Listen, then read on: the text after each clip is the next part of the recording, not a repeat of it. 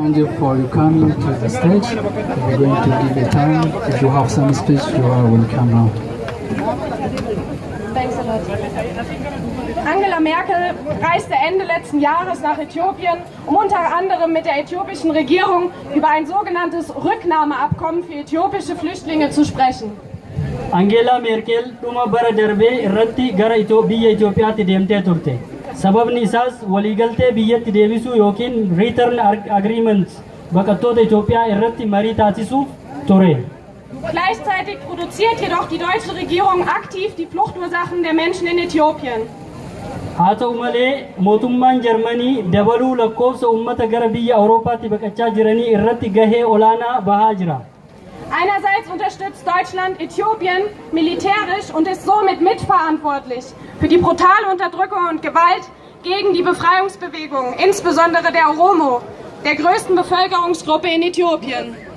Karaa biraatiin mootummaan Jarmanii gargaarsa humna waraanaa mootummaa Itoophiyaatiif kan taasisu yommuu ta'u, ajjeechaa fi hacuuccaa uummata mirga isaaniif falmatanii keessattuu uummata Oromoo irratti taasisaa jiru keessaa harka qaba. Unter dem Vorwand der Friedenssicherung finanziert Deutschland das Unterdrückerregime militärisch mit Millionenbeträgen und sorgt zusätzlich durch deutsche Polizeieinsätze und Waffenexporte für massive Repressionen gegen die Befreiungsbewegungen. Maqaa nageenya eegsisuutiin mootummaan Jarmanii maallaqa guddaa mootummaa abbaa irree Itoophiyaatiif baasuun mormii uummataa ukkaamsuu irratti gahee olaanaa taphachaa jira.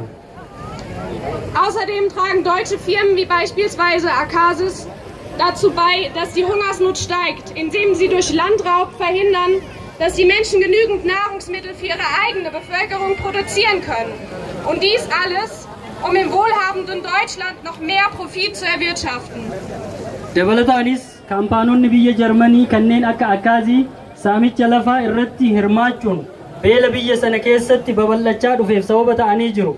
Sababa oomisha abaaboo alatti ergamuu kanaan fayyadamaa kan ta'an warroota biyya bulchaa jiran qofa yommuu ta'an, karaa biraatiin uummanni jireenya gadaanaa jiraatan rakkina bishaanitiif saaxilamanii jiru. Auch durch den Anbau von Blumen, die die Deutschen an Valentinstag doch so gerne als Zeichen der Liebe verschenken, produziert Deutschland als größter Importeur innerhalb der EU massives Hungersterben in Äthiopien.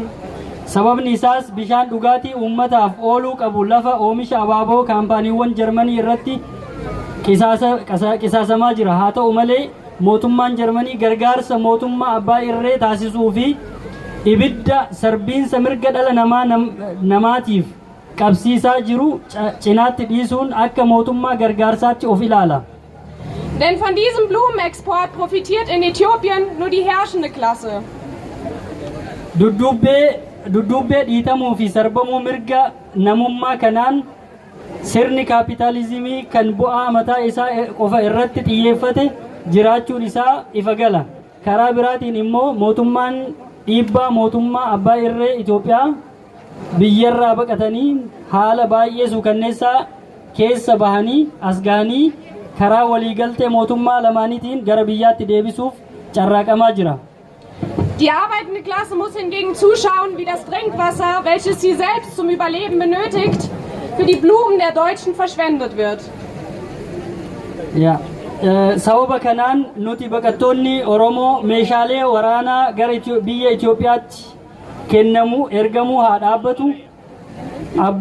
Abaaboon dura uummanni bishaan haa argatu.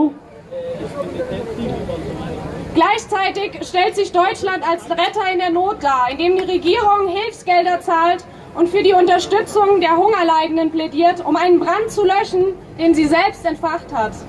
Gargaarsi mootummaa abbaa irree Itoophiyaatiif taasifamaa haa dhaabbatu. Maqaa investimentiitiin saamichi lafaa haa dhaabbatu.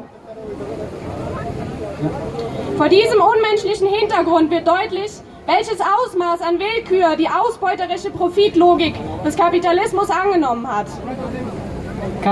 Kapitalizimiin dhaabbachuun dursi ilmaan namaa kamiifuu haa kennamu kan jedhu cimsinee gaafannaa jiru. Die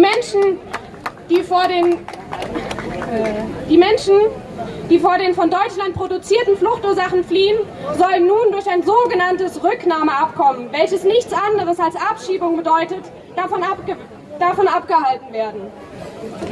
Aus diesem Grund fordern wir keine Waffenexporte nach Äthiopien oder anderswo, Wasser für Menschen statt für Blumen, keine Unterstützung des äthiopischen Unterdrückerregimes, keine Ausbeutung und Landnahme, Schluss mit dem Kapitalismus, weil der Mensch ein Mensch ist. Ja, thank you so much. So, Die internationale Solidarität. Die internationale Solidarität. Die internationale Solidarität. die internationale Solidarität. Die internationale Solidarität. Die internationale Solidarität. Die internationale Solidarität. Die Internationale Solidarität. Thanks so much. Thank you.